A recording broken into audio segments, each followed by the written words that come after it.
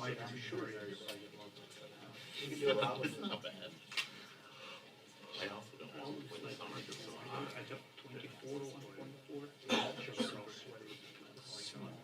Take much like that. Definitely feels terrible. Yes, sometimes. Is it 24? That's what I carry all the time. 24, 70. I like 24. I like 35. 35. There we go.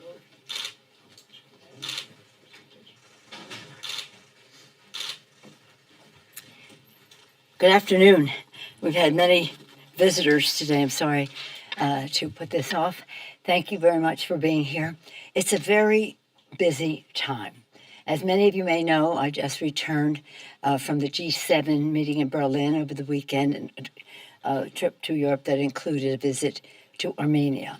The visit to the G7 meeting of heads of parliament was one that was focused on the situation in Ukraine and on democracy in our countries. What was exciting about it was that the Speaker of the Ukraine Parliament joined us with a report and a list of requests, but the members of the G7 were very, very enthusiastic, strongly supporting, ongoing support for the fight for democracy in Ukraine.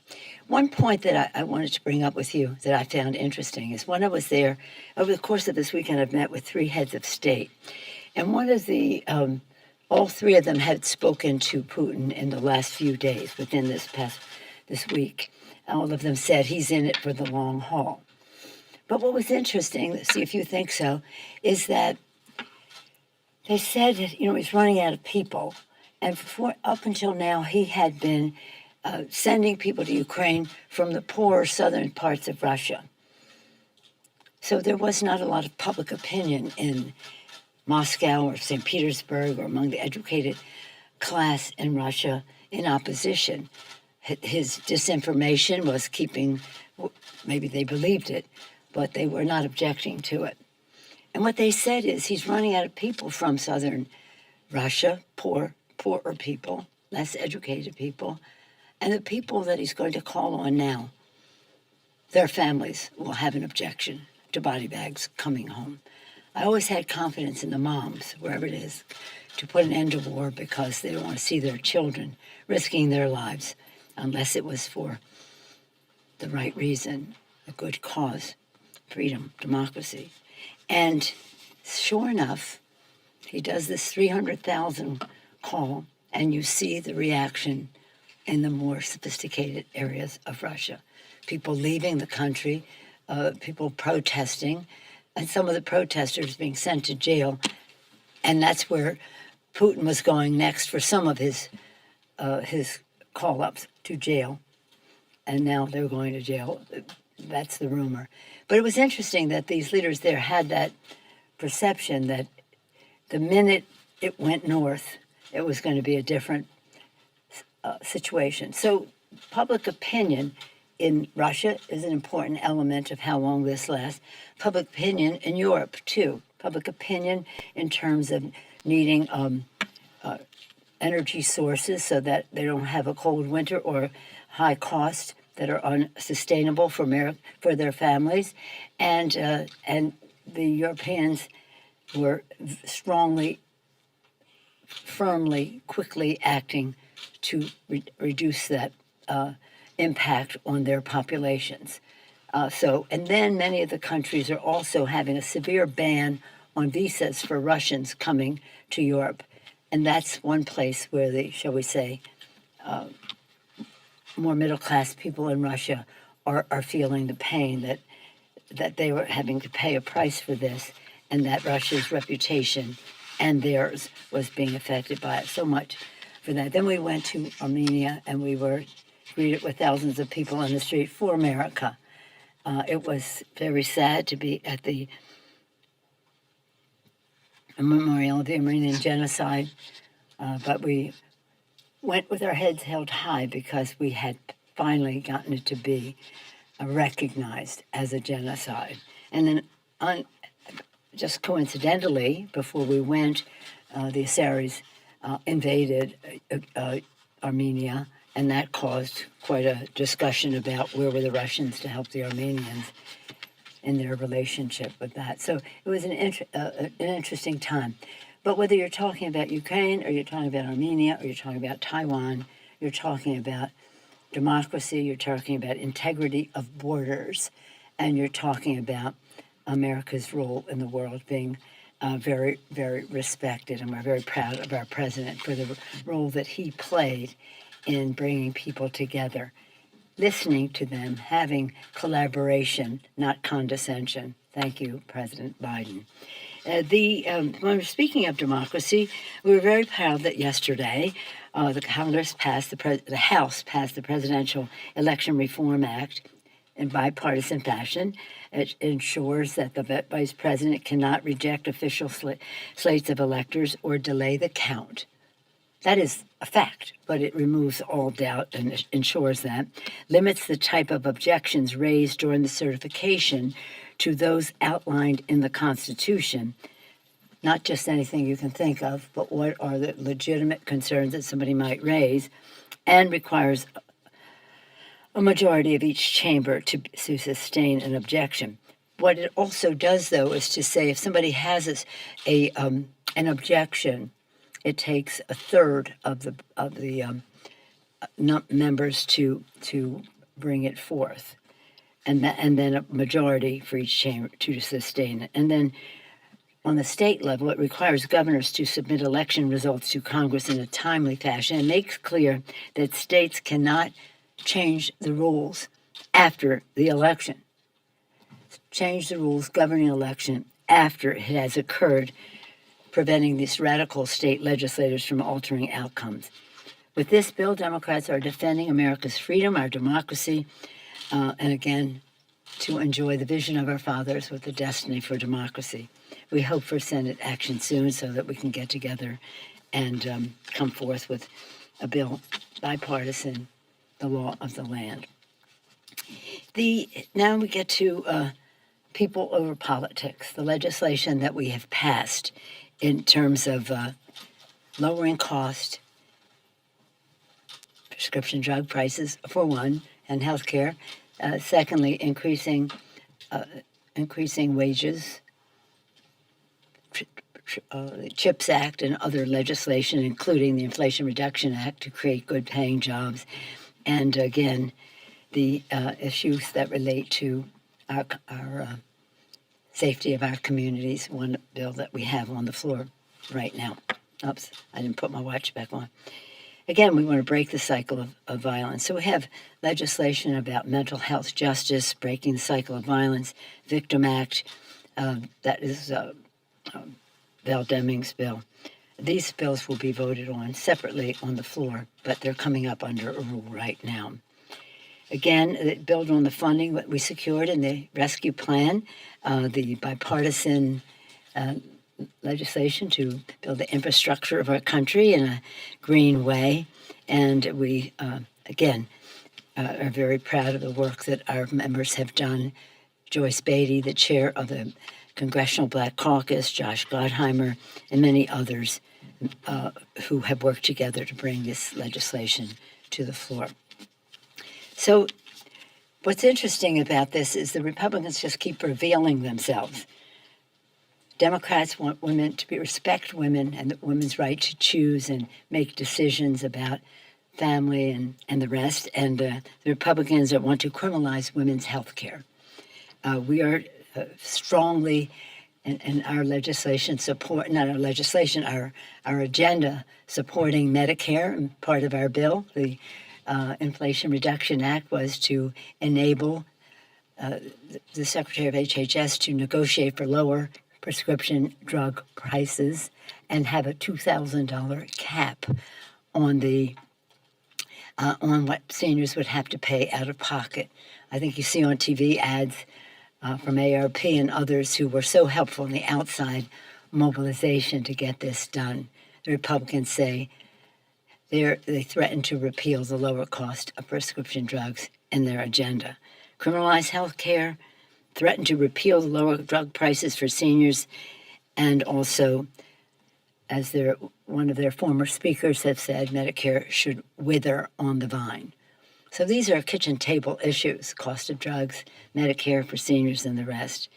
And again, they're endless in their assaults on democracy, and that's a big difference between us. And not to talk politics, but that's one of the things that's at stake in the election. I can talk more specifically about what they have said and what they have done on that if you wish, but I do want to talk again about democracy, and that is respecting the right to vote and not undermining or jeopardizing the integrity of our elections, which are fundamental to our democracy. So their extreme agenda that they'll be putting out makes it harder for Americans to vote, would purge eligible voters from the rolls, gives extreme MAGA state legislatures absolute power to change the rules of elections at whim, including after the election, and on that same election, and insert extreme MAGA allies to disrupt polling places and vote counting. This has a chilling effect on whether someone will go to the polls if they fear for their safety. They know what they're doing. And it just, we harken back to January 6th. And it was so sad in so many ways, and I'll never forgive them for the trauma they caused for the young people in the Capitol, the staff, press, others.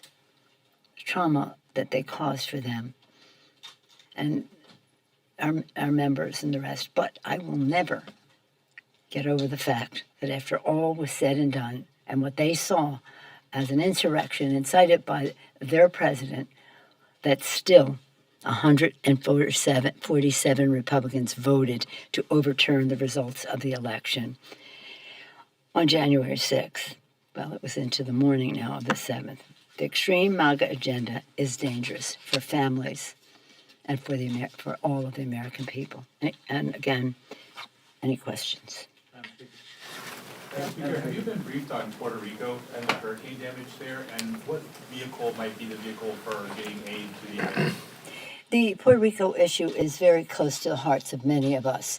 And when the former president was in office, he stood in the way of aid going to them after Maria, now almost 5 years ago. And so now they have another natural disaster. And the way the process works, is that FEMA, in order to spend the funds, has to assess the damage. And that's the process that they're going through now. We know that they're well-funded, FEMA is, but if they need more, we want them to have more. We think that there are opportunities in Community Block Grant, disaster relief, that's a separate, special category, that could be used for Puerto Rico once the determination is made, assessment of the damage. That's just what the process is.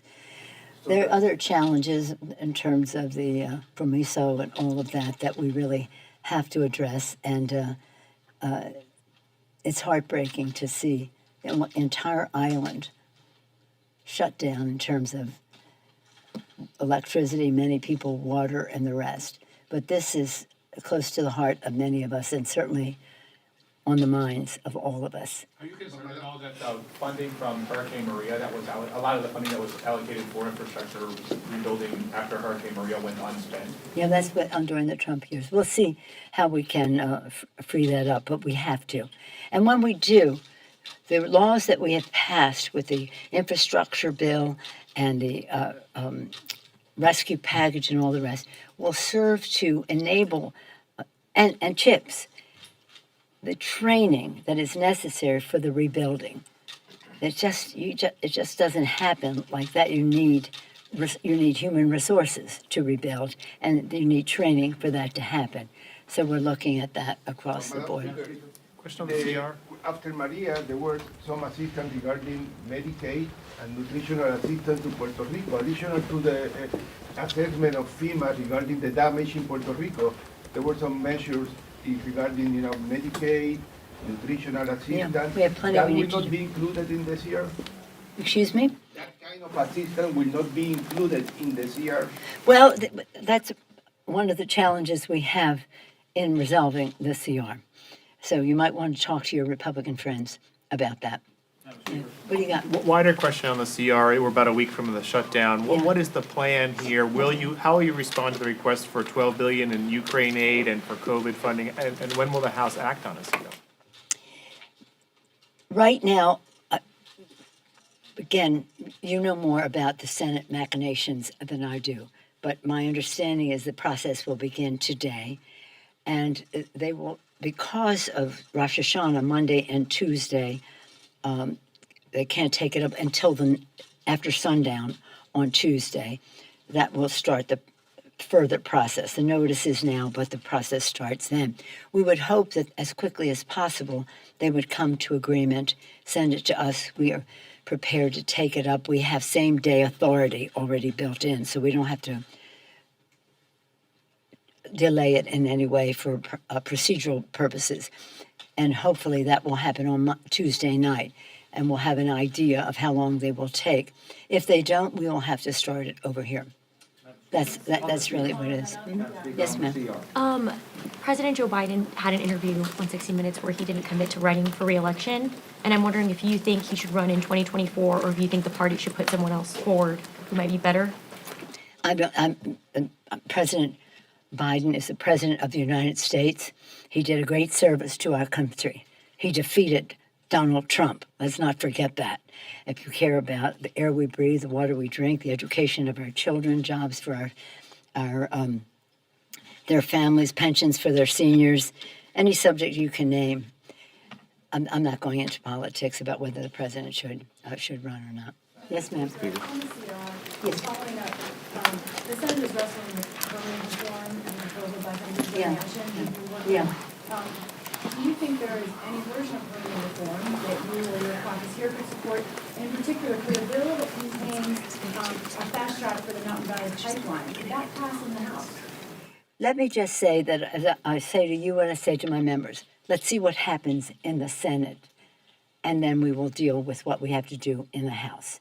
But I'm not speculating on what we don't know that they will send over. My understanding is that the legislation was made known today, was it? Last night. Yes, last night. Okay, I haven't read it myself yet, but because we've been busy on what we're doing here, but I will. And I wanted to just recall to mind that we passed historic legislation, the Inflation Reduction Act, which helps to reduce inflation, helps reduce the deficit because of how the bill is written, reduces the cost of prescription drugs for seniors on Medicare. This is historic. We have been trying for decades to do this. 6 for 06, when I was leader and we were running to win the House, and we did, 6 for 06 was one of our 6. 6 was prescription drugs. We said, we promise we'll pass these 6 bills if we win. We passed 5 of them, became law. 1 of them did not, because it could not achieve the 60 votes in the Senate. So since then and for a long time, we've been trying to get that done. This is historic, and it makes a big difference at the kitchen table of America's working families. And we extended the subsidies for 3 more years for lower costs for the Affordable Care Act. And we saved the planet. We're saving the planet with record $360 billion to save the planet and generating jobs and cleaner air and cleaner water and jobs and security for our country. As part of that, this agreement, which I think was, I'm willing to support, yes, but we'll have to see how it comes back from the Senate, and there may be room for negotiation. But I'm not walking away from $360 billion in support for saving the planet for our children, and again, lower prescription drug prices for our families. I think that's it. I support the agreement that Senator Manchin made with Senator Schumer. That's the agreement you said? I said I supported it, yes. I said that right from the start. There's no question. Yes, James. Madam Speaker, I wonder what you think. John Gibbs, who's running for House in Michigan, said that women don't possess the characteristics necessary to govern. And men Wait a minute, I were want smart. everybody to hear what you're saying. Please speak up. What'd he say? And men were smarter. I'm not adopting this position as my own. I This is just what want he them to said. know what that Because they candidate think said. logically about broad and abstract ideas in order to deduce a suitable conclusion without relying upon emotional reasoning. Is that what he said? Uh-huh. I thought he said that the passage of the He also said 19th Amendment made us a totalitarian state when women had the right to vote. Didn't he say something like that he said as too? well, yeah. I'll try to And- keep it short. And didn't he? And didn't he also be part of a movement to repeal the 19th Amendment for women to have the right to vote? What do I think of that? I think I hear something like that every day around here. When people say that women shouldn't be able to make their choices about contraception or their own reproductive health, that's a sign of disrespect for women. What he's saying is outrageous. I don't think many members of here would subscribe to that. But the insult to women's intelligence is one that exists in many forms around here. Thank you all very much. We're going to go up for our vote now.